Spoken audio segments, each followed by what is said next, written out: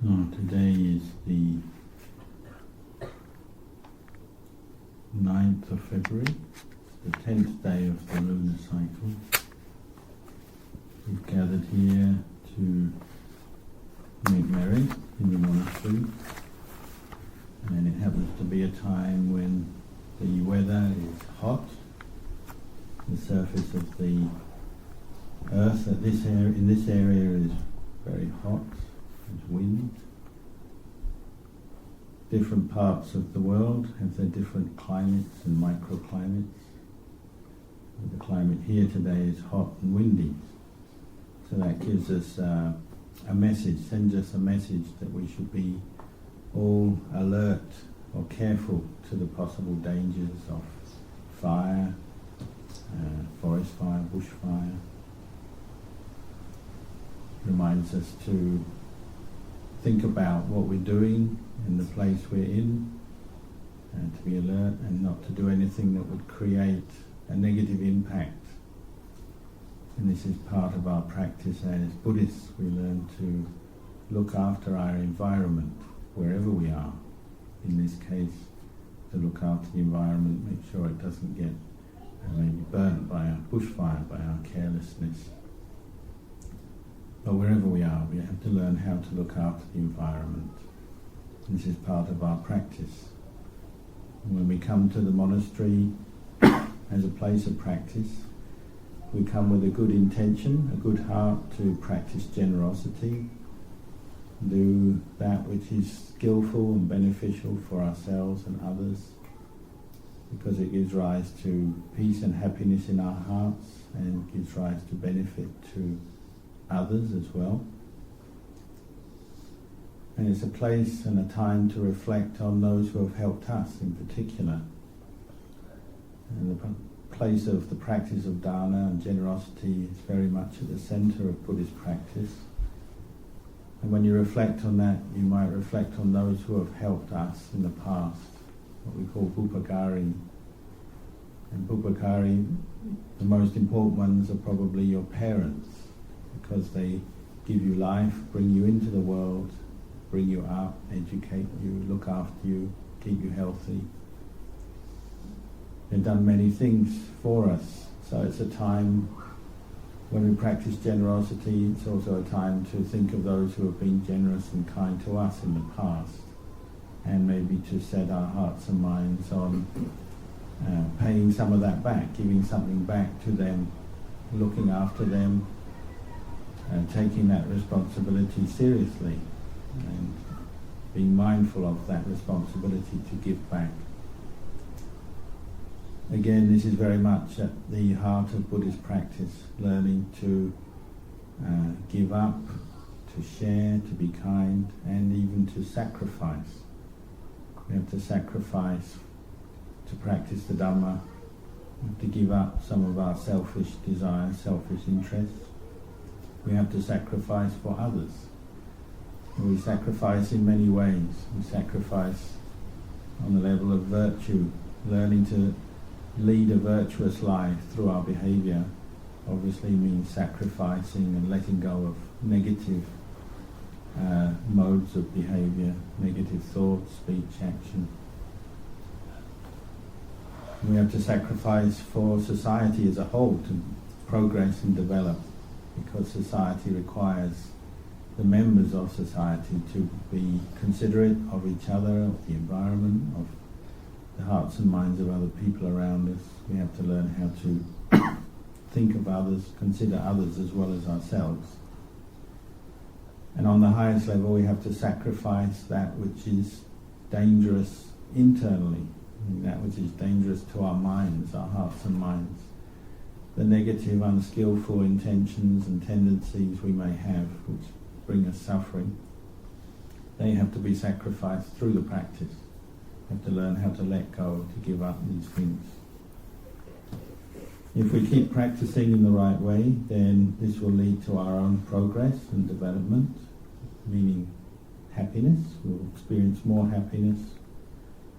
This happiness comes through learning through experience and then adjusting when you understand what causes yourself suffering or other people suffering.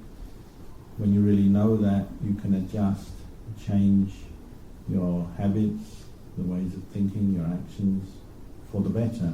And this will bring us happiness. But we have to learn how to consider and contemplate our lives, what we do, the results of what we do. We have to learn how to apply wisdom in daily life, and this will bring us the result that we wish for, the happiness. It will be a cause for the truly human qualities that we have in our hearts, or the potential for them, will be realized. The potential to be a full and complete human being is realized through our own personal development. And for that we have to consider what we need to learn, what we need to do to improve ourselves. But when we do this, then the Manusa Dhamma, the qualities of a true human being, will arise in our hearts. So the practice of giving, dana, generosity, is at the heart of our practice. You can compare it to something like, say, cleaning, keeping your house clean, the place where you live clean. When you practice generosity, it brings harmonious relations with other people around you, develops a good atmosphere, a good environment. Everybody benefits. It contributes to your own good health, both in body and mind. Most importantly, it helps the mind to be in a good place, a good state. Because the mind is something that's quite difficult to look after and learn from and understand, because the mind has no form. You can't see it. Material things obviously have colour and shape and form. It's easy to see them, work with them, understand them. But mental things, everything that comes out of this mind, has no form. So we have to work hard to come to understand and really know this mind. We can only know internally for ourselves the mind and the way the mind is. We have to know for ourselves how we feel at any one moment, what our emotional state is, what we're thinking, and so on. We can feel good or we can feel bad. We might experience a mind that is bright and happy in itself, or we might experience a mind that's very dark, blemished, confused. When we say blemished, we mean blemished by negative mental states, just like the dirt that comes into our house we have to clean up. These negative mental states come into the mind, they dirty the mind. So we have to learn how to practice, to train our intuition, our basic awareness, to recognize the negative mental states that affect our mind, and to deal with them appropriately. The negative mental states cause us stress, suffering, so they're things that should be seen and then abandoned. At the very least, in the beginning, we have to learn how to be patient with our more negative, unskillful states of mind, so that it doesn't lead on to reactions and actions that display our negative state and cause suffering to others. We have to learn how to contemplate the impermanence of mental states. All our thoughts and emotional states, they arise and pass away. They're conditions of mind. When we understand that, this will help us to let them go. We have to develop this skill, learning how to observe, become aware of this mind and gain self-control over it, so that we can keep it free from stress caused by the negative mental states that come up.